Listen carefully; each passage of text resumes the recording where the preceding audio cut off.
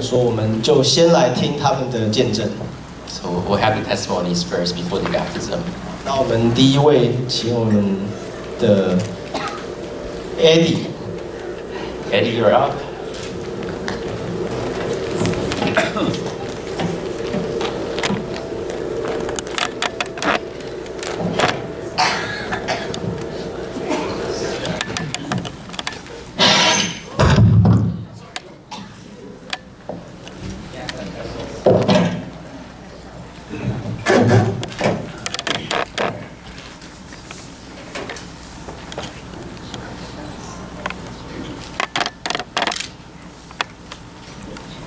Hello everyone, my name is Eddie. So today I'll be sharing my testimony of Christ. Hard work, perseverance, diligence. At first glance, all these traits seem to be positive. It's essentially what parents want in their kids and what everyone wants to become or have more of. I devoted my life to obtain these traits when I was a kid. Relative to the people I was around with, I was never quite naturally gifted. I could throw a myriad amount of statistics to you about my height, IQ, weight, but the tell-all is that if I was ever going to be good or decent or anything, I'd have to put work in. Instead of pouting, or being bitter, I put my head down and went to work.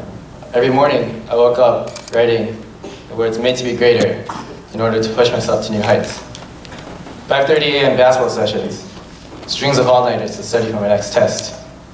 I decided that if I was going to fail, at the very least I was going to try. What comes with hard work, however, is the belief that you can do anything with hard work. All of a sudden, all your answers to all your problems are just putting more hours into your craft, sacrificing time, your relationships, your health, and that if things didn't work out, you just didn't sacrifice more. And if you dig deeper, the concept of reliance begins to fade away. You just rely on yourself and your work ethic. You stop relying on the people around you, your family, friends, and even God. One of the first things I realized when I hit college was that I didn't need to do the things that I wasn't passionate about anymore. So for instance, I didn't need to play viola anymore, or take random history classes, or go grocery shopping with my parents. I could finally spend all the time doing the things that I loved. Just playing basketball, singing, and even at times, organic chemistry. In fact, I decided that the only way you should really live is doing the things that you are 100% passionate about. And that if you weren't, you were doing life an injustice. And really, you were just wasting your time. Now at this point, I tried to mix this philosophy with Christianity.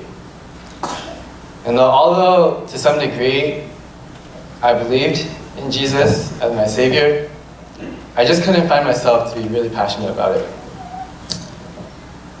I never really prayed. And you certainly were going to find me waking up 5:30 a.m. to read the Bible. As I walked further down this path, I began questioning my time at church. After all, growing up, I was always told that Christianity wasn't really a religion, it was more like a relationship with God. It was a lifestyle. And I figured, if I wasn't going to be devoted to something as important as religion, then maybe deep down, I just didn't believe. At the end of the day, it was going to be 100 or 0. Unfortunately, there wasn't really anything grand or dramatic at my turning point. I was probably just walking down the street in U District when I made this small realization. I'm not a perfect human being. Now, at first glance, this is pretty obvious, no one's really perfect. But just thinking about it a little more, the thought really stirred within me. I realized that being 100% passionate wasn't something that wasn't going to be instant. Like everything else, I had to work on it. But this time, however, it wasn't something I could do alone. I had to have God on our side. If it isn't too clear what I'm missing, it was humility. Growing up, I always thought that I was the one in control, that I was the sole reason for my success and my failures. What I didn't understand was that I wasn't perfect, and that imperfection is actually okay. In fact, the understanding that I'm a broken individual or a sinner is actually one of the most important parts of my faith. It's not a reason to walk away. It wasn't until I humbled myself to some extent and accepted that I struggled to love God that the dots started connecting. Now, if you're looking for a feel-good story about everything going well and like a complete 180 transformation, I'm going to have to apologize, because in all honesty, there really isn't one. The road is still as broken as before, as the struggles I struggled with before, pride, egotism, lack of trust, are still quite present in life today. I'd be lying to you if I said I was a completely changed man, that I wasn't prideful, that I didn't have a big ego. The difference now, though, is that I have a greater understanding of where I am and where I would like to be. But as I think about it a little more, maybe this is why it is a good story.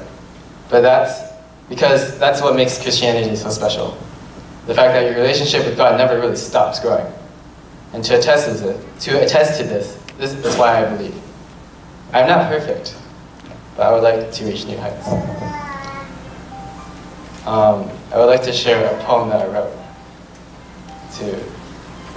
in commemoration of this. A boy wakes up in a room. Tick, tock. It's pitch black with the sound of a clock. To get out, he gets up, finds the door. It's locked. The boy hears voices in his head, which he can't relate. Starts pounding on the door to escape. Slowly realizes maybe it's just fate. Stuck in this room with a closed gate. The voices begin growing. The kid starts knowing what the voices were showing, telling him what's ongoing. Unfortunately, what's ongoing tells him he's owing, the reason for the holding, tells him he can give up hoping. The boy starts loading, voices are choking, tears start flowing, cuts himself, blood starts flowing.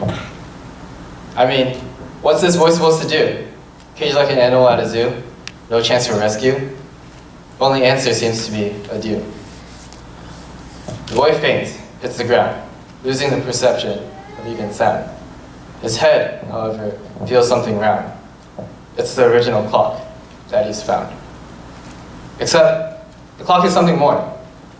It's actually a light that he's ignored. Realizes there's something more to this war.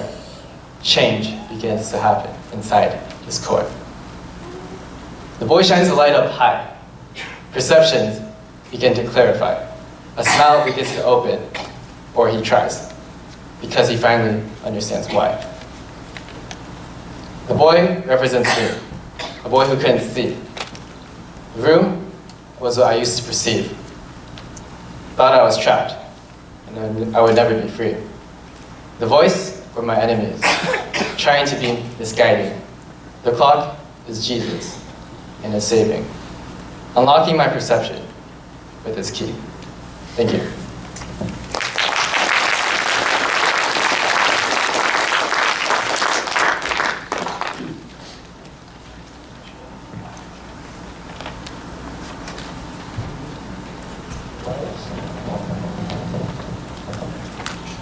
好，很谢谢 AD 的分享，分享得很好。那个诗太难翻了，所以没有翻。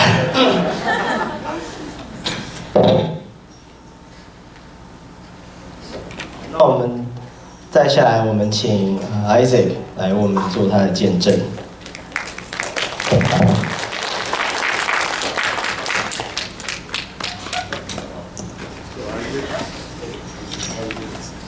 So we'll have Isaac now.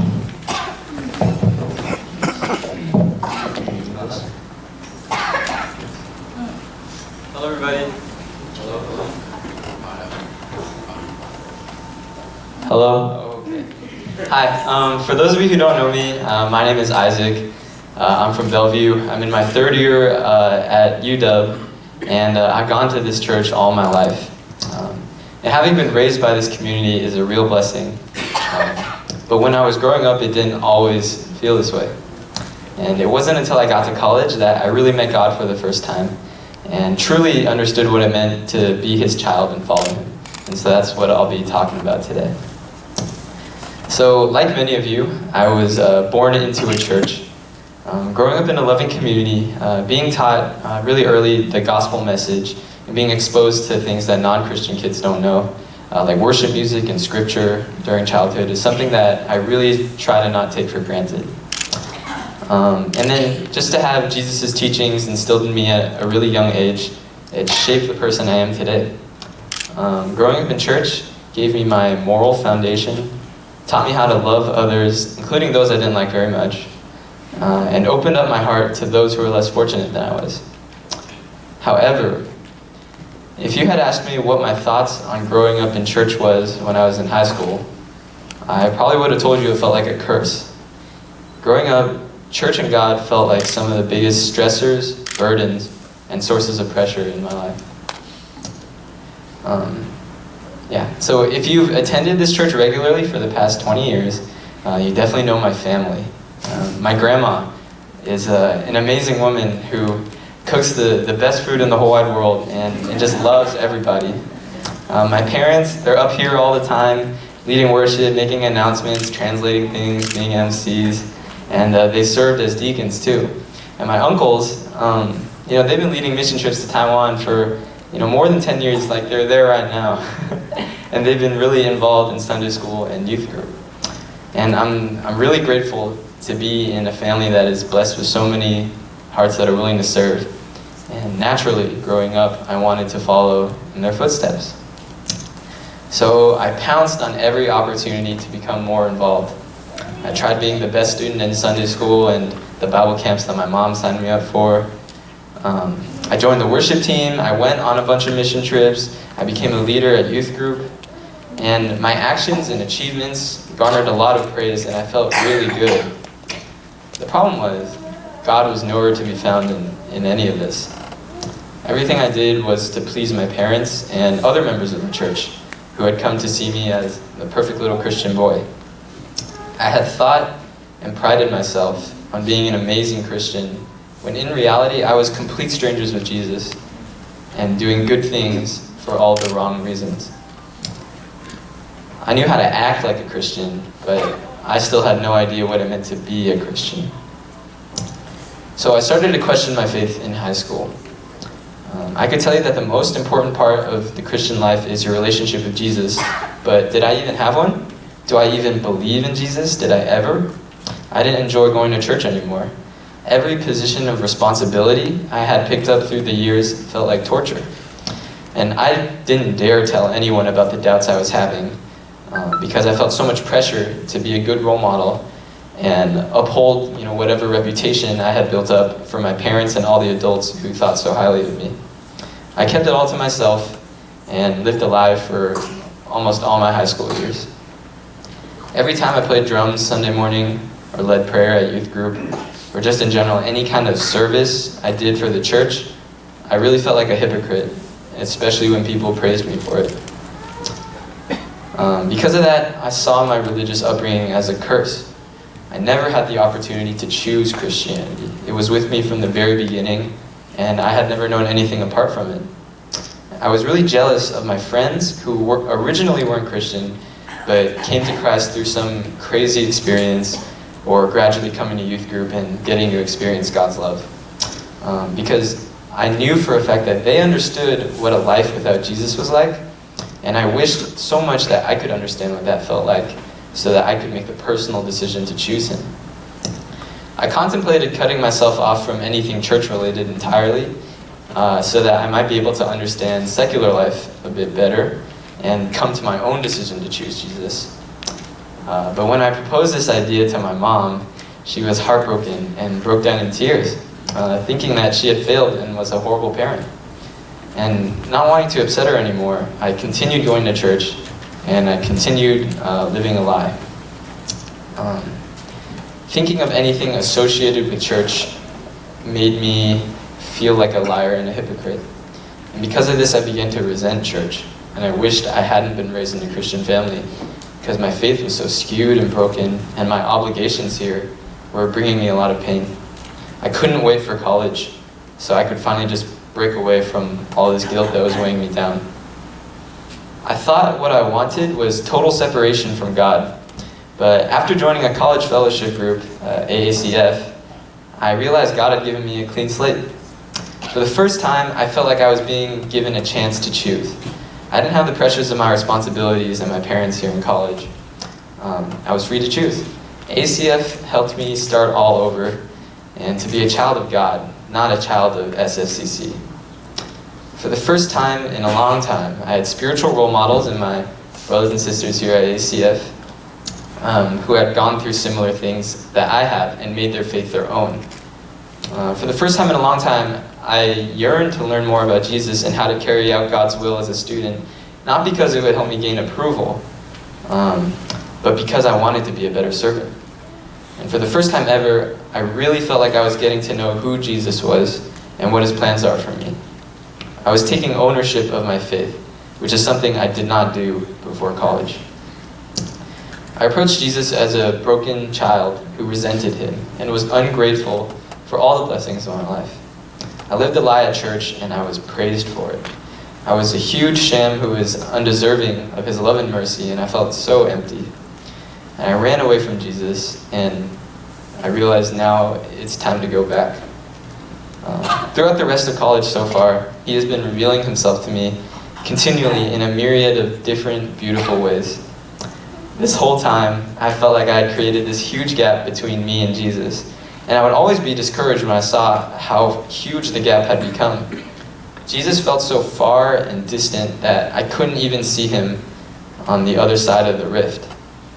For so long, I had closed myself off to his voice, but it wasn't until I dropped all the pride and shame that I had built up for most of my life and stopped focusing on how far this gap was that I realized he had been next to me the whole time, reaching out to me, and I just couldn't see it. There was no defining moment, like Eddie said, there was no defining moment or crazy occurrence that made me believe that Jesus was real. Rather, it was a slow and steady period of growth that started when I made the decision to not be held back by my shame and decided to start my faith from scratch.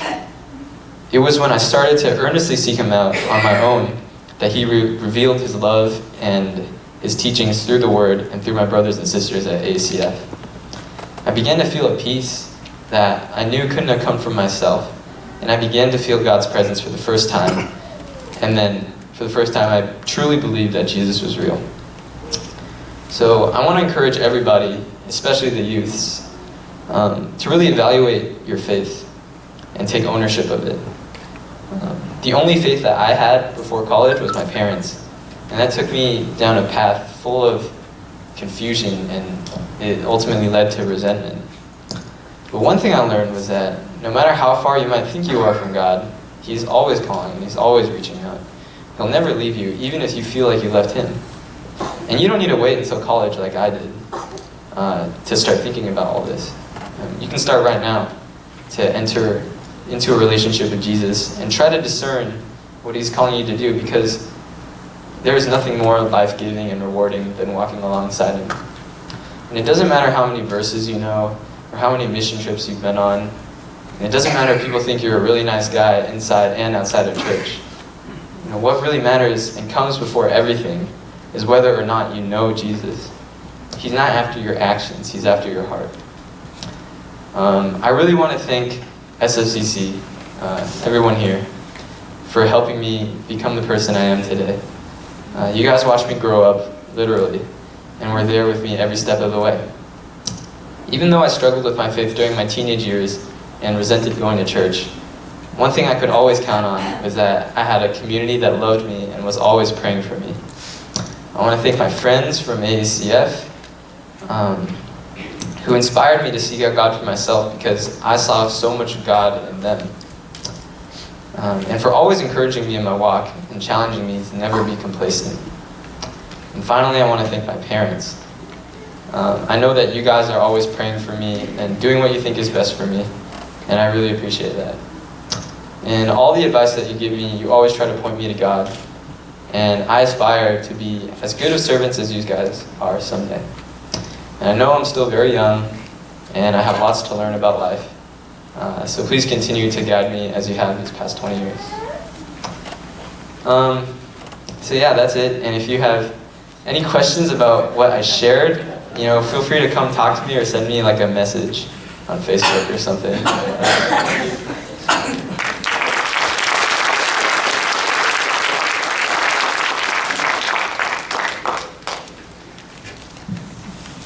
好，我们谢谢 Isaac 的见证 ，Thanks Isaac for your testimony。如果大家想要知道 Isaac 的外婆煮的东西有多好吃，就多多来我们的教会。If you want to know how great Isaac's grandmother's food tastes, you should come to our church more.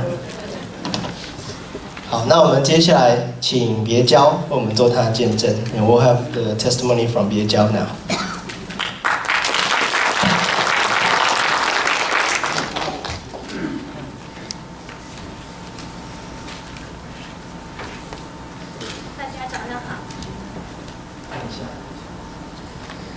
大家好，我因为不太了解这个程序，然后我准备的见证是受洗后的见证，那么现在就提前，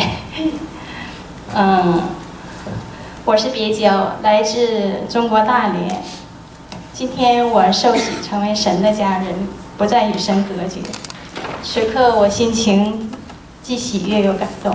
圣经说，若有人在基督里，他就是新造的人，旧事已过，都变成新的了。这真是美好的应许和祝福。我是个罪人，却白白的领受神的恩典，无以回报。我能做的就是赞美、感谢神，见证神是如何在我身上做工，神是如何拣选我、拯救我，使我摆脱罪孽，成为一个基督徒。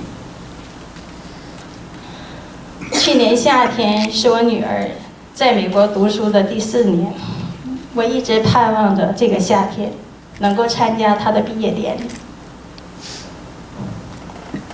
可是她跟我说她不能够按期毕业的，我很疑惑，为什么毕不了业呢？于是我来到了美国，想看看是怎么回事。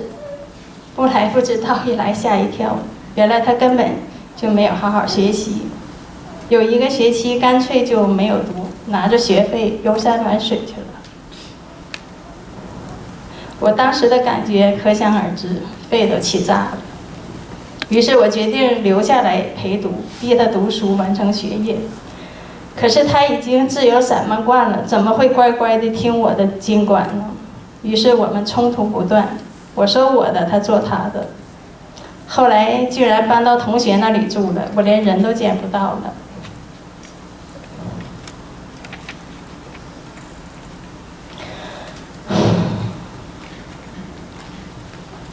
那我留在这儿还有什么意义呢？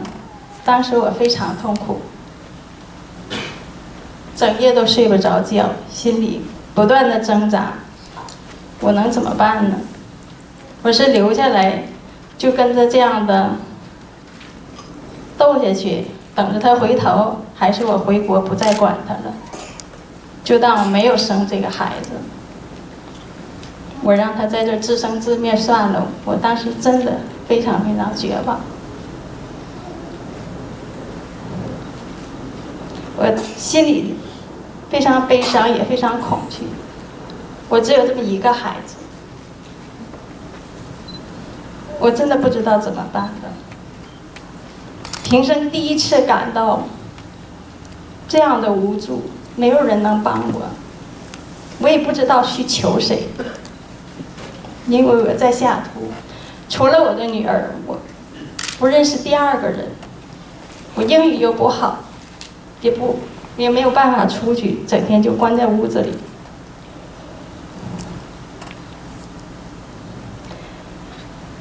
我真的觉得当时真的是非常非常失败，我也非常后悔把她送到这里来。我觉得我完全崩溃了。我想，我可能走不下去了，我已经撑不下去了。我想我可能就要死了吧。但是这个时候，我想神在做工了。然后在跟我老公一次打电话的时候，我特别悲伤。我说我每天都像生活在地狱一样。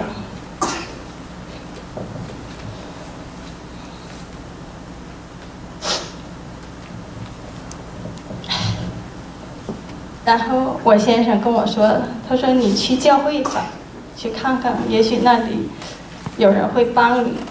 其实我从小就生活在一个无神论的家庭，也是一个无神论的国度。我从没有接触过任何的宗教。我想我当时来的目的并不是很纯的，我只是要找人帮帮忙，能排解一下我心里的。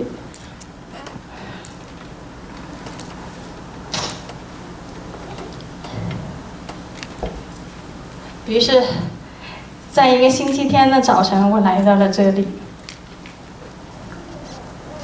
那真是非常美好的一天，这是我平生第一次走进教会。之前其实我完全不知道教会是干什么的，但是当我走进来，有人来迎接我，把我引导到座位上，然后开始唱赞美诗。当音乐响起的时候，我随着那个歌声，当时我已经泪流满面。我不知道为什么，在这么一个陌生的地方，这里谁都不认识，我却痛哭流涕。我想那一刻圣灵感动了我，我突然有一种回家的感觉。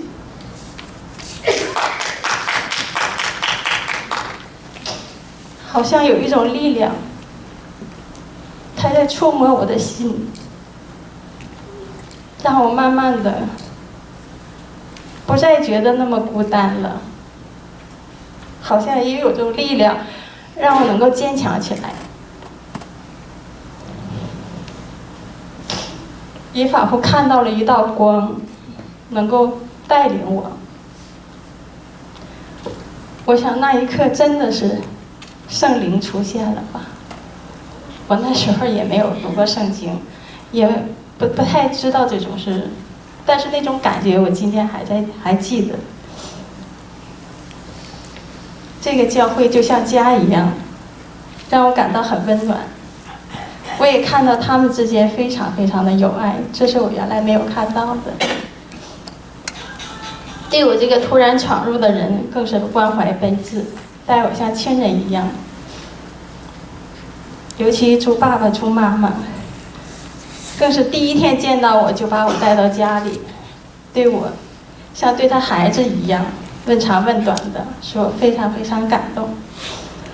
我想他们一定是上帝派来的天使，在我忧伤的时候、难过的时候安慰我、温暖我、帮助我。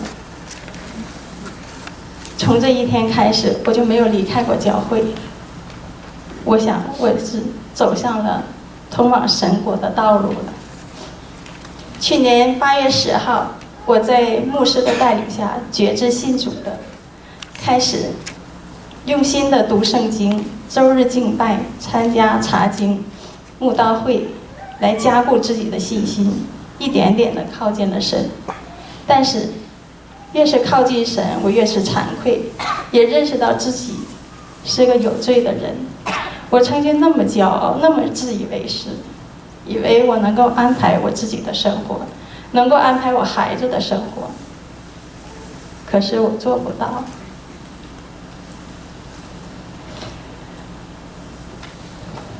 我以前就觉得我的命运是掌握在自己的手里，有点成绩了，顺境的时候我就沾沾自喜，一旦遇到逆境、遇到困难的时候又怨天尤人，总是患得患失，也经常非常烦躁、很焦虑。若不是认识了耶稣，不敢想象我今天是否还在这。我想我来美国最大的收获就是认识了主耶稣，他是我最好的朋友。当我读圣经，知道主耶稣为了拯救我，钉在十字架，经受那么大的磨难，我流下了不知多少悔恨和感恩的眼泪。他用宝血洁净了我的罪，使我没有在罪里沉沦。所以我愿意顺服神，顺服在神的面前，求神带领，把一切就交托在神的手上，这样才能有平安，有喜乐。最后我要感谢主耶稣，感谢主这么丰盛的恩典，他的应许使我有了永生的盼望，他所赐的平安可以胜过一切苦难。还要感谢我的女儿，如果没有她，我便没有机会认识主。特别说一下，女儿今天就在下面，现在她已经圆满地完成了大学生活，开始人生下一个旅程了。我相信我的女儿也会蒙神的祝福，我也盼望着有一天她能跟我一样成为神的儿女。我也愿意把它完全交托在主的手里，因为在主的手里比在我的手里还要蒙福。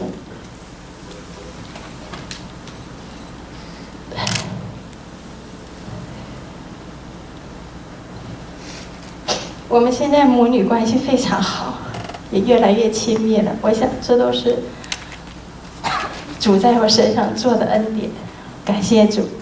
我也要感谢我的家人，感谢教会里所有的弟兄姐妹们，你们的关爱和帮助让我感受到神的爱。